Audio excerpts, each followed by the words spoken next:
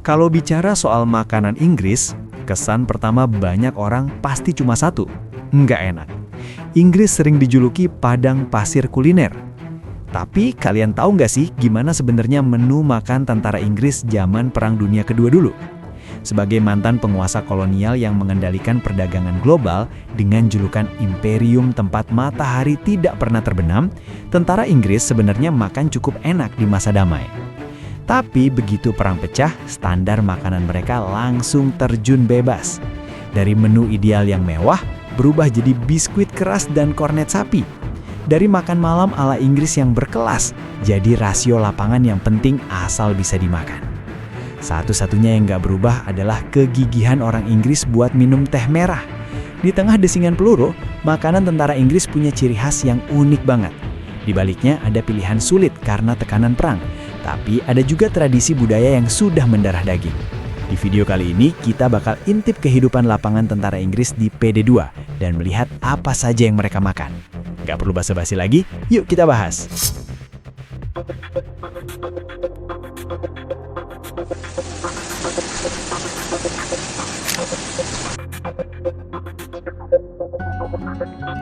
Sebelum PD2 pecah, sama seperti negara lain, Inggris juga sudah punya standar jatah makan militernya sendiri. Sebagai contoh, seorang prajurit Angkatan Darat Inggris biasanya mendapatkan jatah harian berupa 565 gram daging segar, 565 gram roti segar, 230 gram sayuran segar, 115 gram selai, 85 gram keju, 14 gram garam, 5 gram merica, 2 gram mustard, 20 gram teh merah, dan 85 gram gula balok. Kalau dilihat di atas kertas, daftar menu ini sebenarnya oke banget, variatif dan gizinya seimbang. Tapi ingat, ini cuma jatah ideal di masa damai. Begitu perang pecah tahun 1939, jatah makan yang dirancang rapi ini langsung berantakan. Walaupun saat itu Inggris adalah imperium besar, mereka tetaplah sebuah negara kepulauan yang kemampuan swasembadanya sangat terbatas. Sebelum perang, sekitar 70% bahan pangan, daging, lemak, dan produk susu di Inggris harus impor.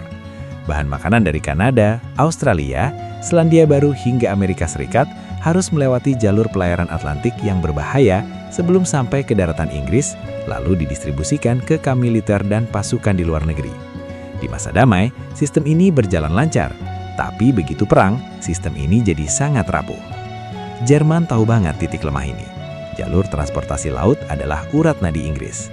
Sejak 1939, Angkatan Laut Jerman fokus ke Atlantik dan mencoba memblokade Inggris pakai kapal selam U-boat. Perang kelaparan ini jauh lebih efektif dibanding serangan udara. Jerman nggak perlu menghancurkan kota, cukup bikin orang Inggris kelaparan, maka semangat perlawanan mereka bakal runtuh. Sejak Jerman memulai perang kapal selam tanpa batas, kapal pesiar, kapal logistik hingga kapal dagang Inggris satu persatu ditenggelamkan. Ribuan ton logistik karam di dasar Samudra Atlantik. Ini memicu krisis pangan serius di Inggris. Makanya, di awal perang, Inggris mulai memberlakukan sistem jatah. Dimulai dari bensin di September 1939, lalu merembet ke makanan di Januari 1940. Yang pertama dibatasi adalah bacon, mentega, dan gula. Sampai Juli 1940, teh yang jadi favorit orang Inggris pun masuk daftar pengawasan jatah. Nah, karena pasukan logistik lagi susah, biasanya kita butuh hiburan buat ngilangin stres. Orang Inggris zaman perang suka dengerin radio buat ngilangin penat, dan saya pribadi juga suka dengerin sesuatu kalau lagi santai. Seiring makin tipisnya stok logistik di dalam negeri, pasukan makanan buat tentara juga makin monoton. Logika makanan di garis depan berubah jadi 4 kata, asal bisa dimakan saja. Akibatnya, makanan segar kayak daging dan sayuran mulai menghilang. Gantinya adalah makanan kaleng atau biskuit yang gampang dibawa dan awet lama. Makanan-makanan dasar inilah yang jadi ingatan nyata tentara Inggris soal perang. Di masa PD2, makanan pokok lapangan yang paling umum adalah hardtack atau biskuit keras. Cara bikinnya simpel banget, cuma pakai tepung gandum utuh, air, dan garam.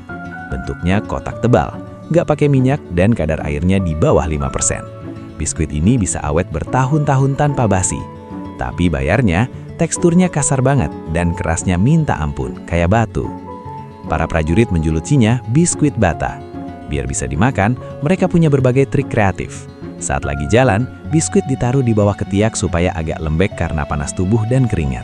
Saat istirahat, biskuit dihancurkan lalu dicelup ke teh panas atau sup hangat sampai jadi bubur. Kalau dimakan langsung, rasanya hambar total, cuma ada aroma tepung gosong.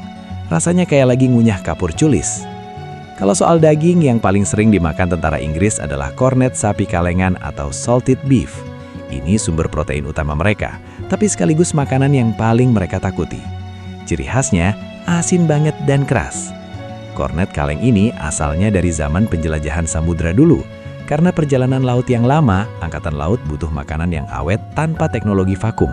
Solusinya, ya pakai garam atau dikeringkan. Inggris menemukan cara menyegel daging sapi yang sudah diasinkan ke dalam kaleng timah. Dagingnya dimasak dulu sampai matang, dikeringkan lalu diberi garam dalam jumlah banyak. Keuntungannya, karena asin dan kering, bakteri susah tumbuh, jadi awet lama banget. Tapi yaitu tadi, teksturnya jadi keras. Kornet ini biasanya diimpor dari koloni seperti Australia, Selandia Baru, dan Argentina. Saking awetnya, di awal PD2 ada tentara Inggris yang shock pas tahu kornet yang mereka pegang ternyata stok lama sisa Perang Dunia I yang diproduksi 20 tahun lalu. Daging ini nggak bisa langsung dimakan karena kerasnya luar biasa. Biasanya harus direbus dulu pakai air mendidih. Beberapa tentara yang nggak mau repot malah membantingnya atau memukulnya pakai popor senapan supaya hancur sebelum dimakan. Kornet sapi ini benar-benar jadi mimpi buruk buat mereka. Biskuit keras dan kornet sapi ini adalah simbol masa-masa sulit tentara Inggris di medan perang. Tapi di tengah penderitaan itu, ada satu minuman yang bisa bikin mereka lupa sejenak dari masalah dan jadi penyangga mental utama. Teh merah. Beda sama orang barat yang suka kopi, orang Inggris sangat terobsesi dengan teh. Keluarga Inggris rata-rata minum teh minimal 4 kali sehari. Dalam jatah militer Inggris, teh merah adalah komoditas strategis yang tertulis di Peraturan Angkatan Darat. Buku Panduan Jatah Makan tahun 1940 mewajibkan setiap prajurit dapat setengah ons atau sekitar 14 gram teh per hari, lengkap dengan 2 ons gula balok dan sedikit susu bubuk sebagai pelengkap. Bahkan di saat yang paling sulit pun, jatah teh ini nggak pernah dihentikan. Minum teh memang punya banyak manfaat. Pertama, bikin teh harus pakai air mendidih, jadi risiko kena penyakit dari air mentah berkurang. Kedua, kandungan kafeinnya bikin prajurit tetap melek dan waspada saat bertempur. Dan yang paling penting, teh jadi obat rindu rumah. Kalau tentara Jerman punya kopi, Amerika punya Coca-Cola, dan Soviet punya vodka, orang Inggris punya teh. Cukup satu hirupan, mereka merasa serasa di rumah. Tentara Inggris waktu itu sering bilang, semangat tempur kami tergantung pada pasokan teh. Bagi kami, teh itu udah kayak candu.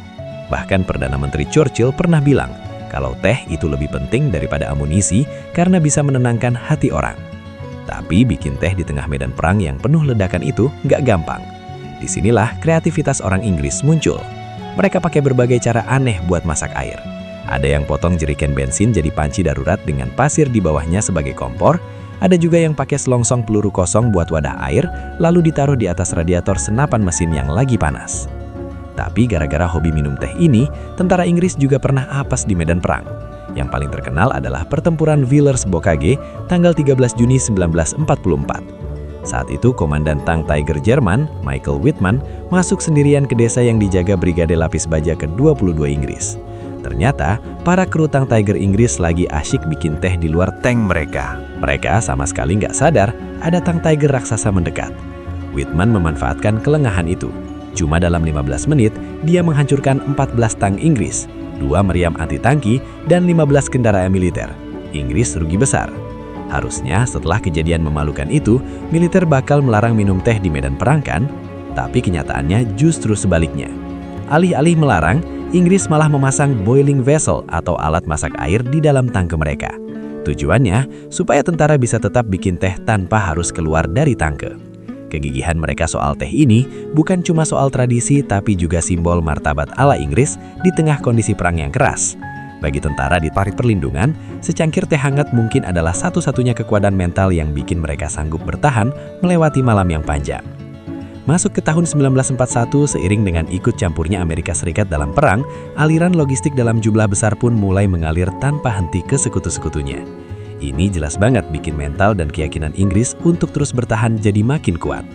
Dengan belajar dari sistem logistik pangan Amerika, Inggris yang sudah bertekad untuk menyerang kembali ke daratan Eropa, mulai mengembangkan standar ransum tempur mandiri mereka. Ransum ini dibagi jadi 3 tingkatan. Ransum darurat, ransum 24 jam, dan ransum gabungan medan perang. Ketiga tingkatan ini dibuat untuk menjawab 3 masalah berbeda. Makan apa pas kehabisan stok, makan apa pas lagi gerak cepat, dan makan apa pas posisi sudah aman. Kita bahas dari yang paling bawah dulu, yaitu ransum darurat. Isinya cuma 1 kotak besi kecil, dan pas dibuka, isinya bukan daging atau biskuit, melainkan 1 blok coklat padat berkalori tinggi. Rasanya sih pahit, tapi dalam waktu singkat bisa kasih asupan gula dan kalori yang besar. Ini cukup buat bikin seorang tentara bertahan hidup sehari lebih lama meski nggak ada makanan lain. Makanya, ransum ini dilarang dimakan sembarangan. Cuma boleh dibuka kalau logistik macet total atau kondisi kepepet. Istilahnya, ini adalah makanan penyelamat nyawa yang disimpan di dasar tas. Nah, yang paling umum dan paling penting bagi tentara Inggris saat bertempur adalah ransum 24 jam.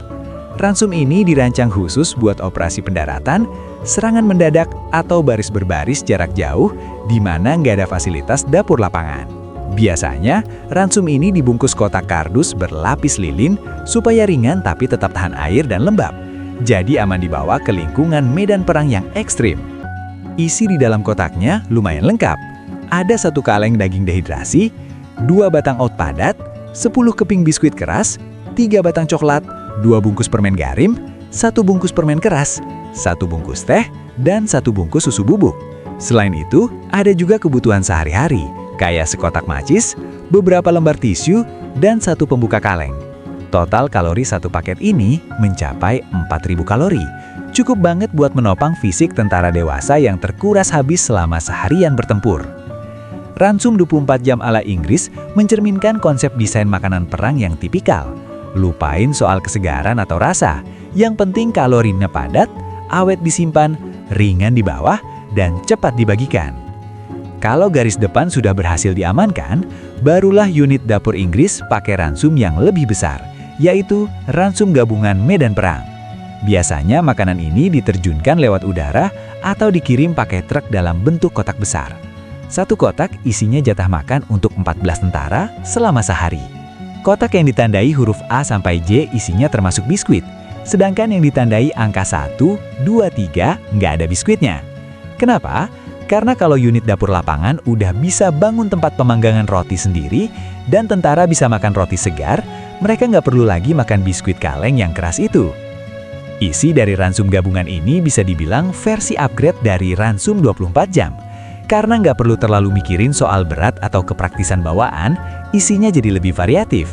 Ada kornet sapi kaleng, luncheon meat kaleng, semur kaleng, sup kaleng, buah kaleng, puding kaleng, sampai garam, selai, teh manis, susu bubuk, permen, dan coklat. Kelebihannya, asal ada panci dan api, mereka bisa masak makanan hangat. Juru masak tinggal cemplungin berbagai jenis kaleng ke dalam panci, aduk-aduk, dan setelah 10 menit, jadilah masakan campur aduk ala Inggris. Isinya ada daging, kuah, dan sayur, lalu tinggal dikasih bumbu sedikit.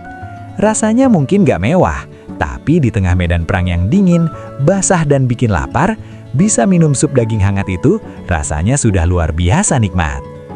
Dibanding negara lain, orang Inggris memang punya keterikatan batin dengan makanan hangat.